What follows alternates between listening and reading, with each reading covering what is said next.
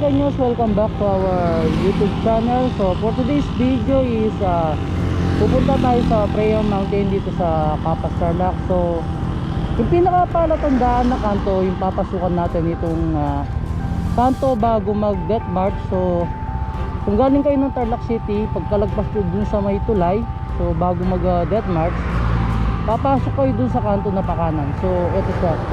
So kung galing kayo ng Pampanga or ng Bamban, is sa kabilang daan siya. So kakaliwa kayo dito.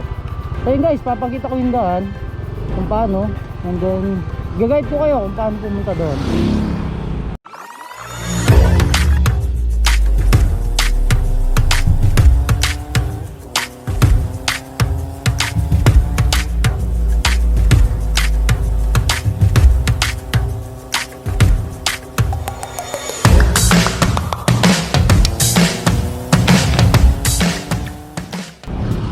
Tara!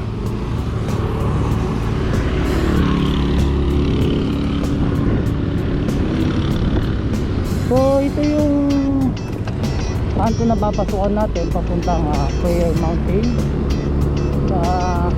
So hopefully bukas siya. So yun guys, sabi ng kwento dire-diretso lang siya. Wala sa may mga signage na nag-aas.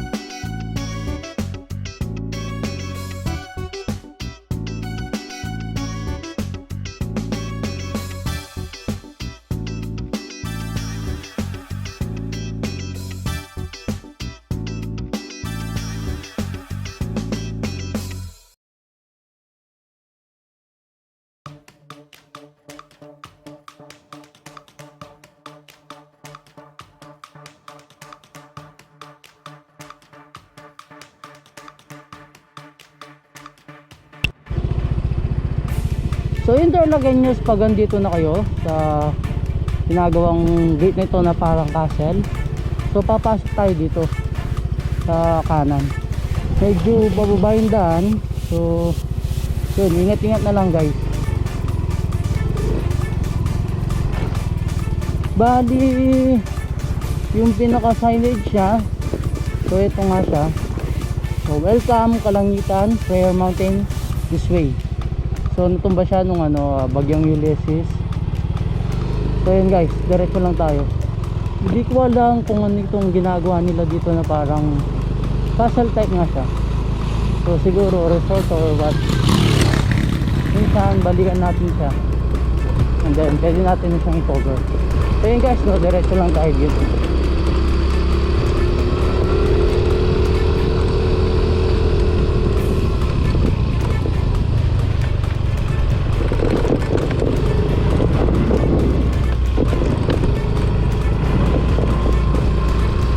Guys, no, medyo daan-daan tayo, hindi natin alam. So malapit lang pala siya. So eto na, marami rin pa magpupunta.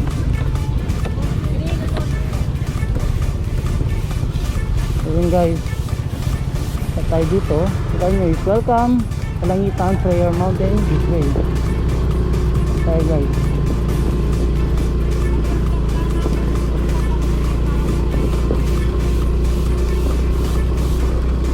Ayun,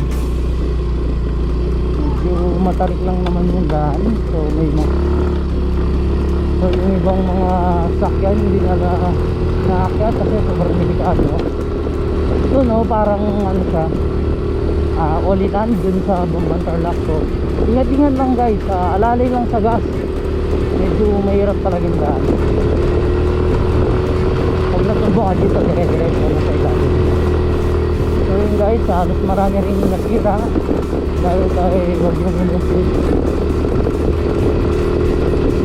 So dito makikita nyo ako yung ano, yung bundok Arayat.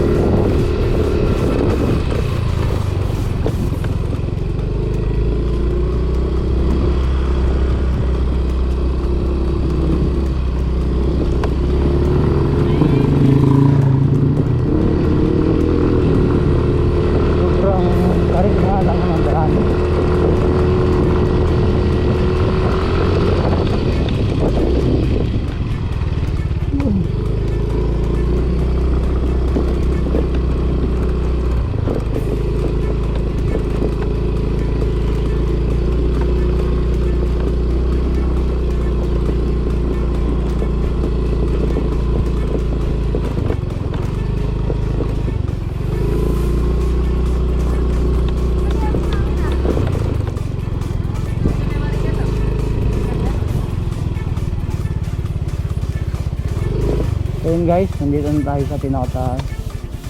So may maliit na chapel dito. Mamaya lilihutin natin. So napakataas nung nakyat natin. Means talagang nasa taas ito ng bundok. Kaya tinawag itong prayer mountain. Guys, pahinga muna ako and then ikot ko kayo. So yun guys, nandito na nga ako sa mismong taas ng prayer mountain. So kung gusto magtanggal ng stresses, akyat lang kayo dito. So perfect ito sa lahat ng mga bikers tsaka riders. So may mga turista din pumupunta dito. Kasi yun nga lang, kung nakita nyo yung daan tsaka yung mga sasakyan is hindi makakyat kasi sobrang tarik ng daan, tapos medyo makipot lang siya. So ingat lang guys sa pag-akyat dito sa mismong taas ng prayer mountain.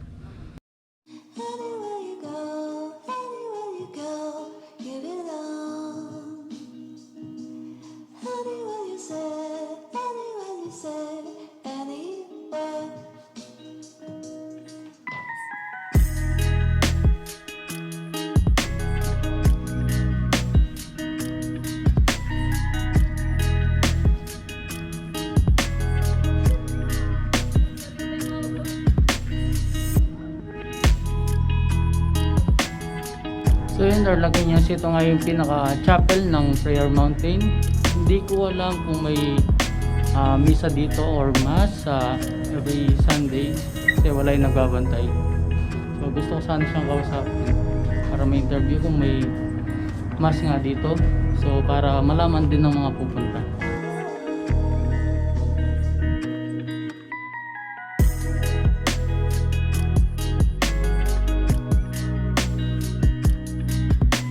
Sa likod ng chapel talaga nyo, sa yung makikita nyo, so yung magandang view din naman dito sa likod. Ito siya. So yung pinaka view nya is makikita nyo yung Mount Arayat dito sa pinakataas. Yun, kitang kita yung bayan ng Bamban. So sa side na to.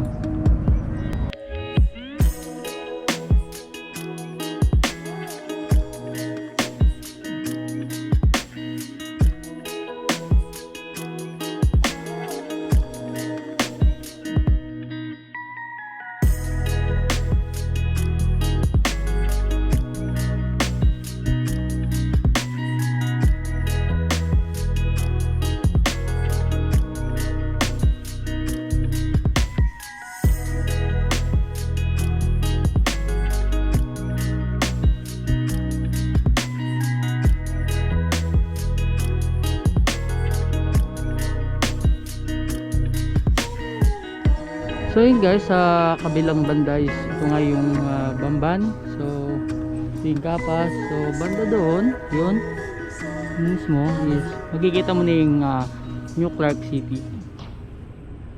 So sa likod nito is papuntang Mount Pinatubo na siya.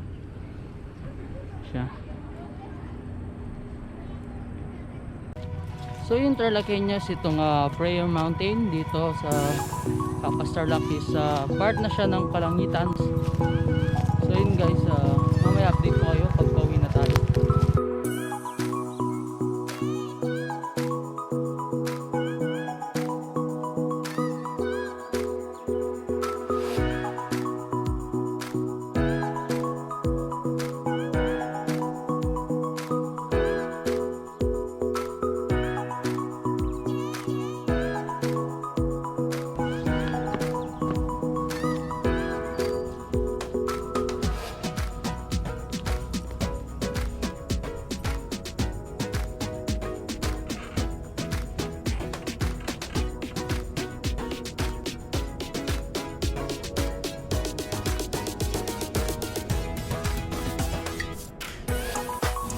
So yun, Tarlaceños, uwi na ako. So maganda yung lugar, lalo na kung maaga or hapon kayo pupunta dito. So magmula dun sa Death March or yun sa kanto ng Death March, pagpas ng tulay, kung galing kayo ng Capas is nasa 10 to 15 minutes lang. So depende lang din kung gaano kayo kabilis mag-ride. So yun guys, ingat-ingat na lang sa pagpunta dito. Pero yung daan is halos sementado na hanggang dito sa pinaka Prayer Mountain. So yun guys, hanggang dito na lang yung vlog natin. So don't forget to subscribe, like, comment and share this video kung nagustuhan nyo.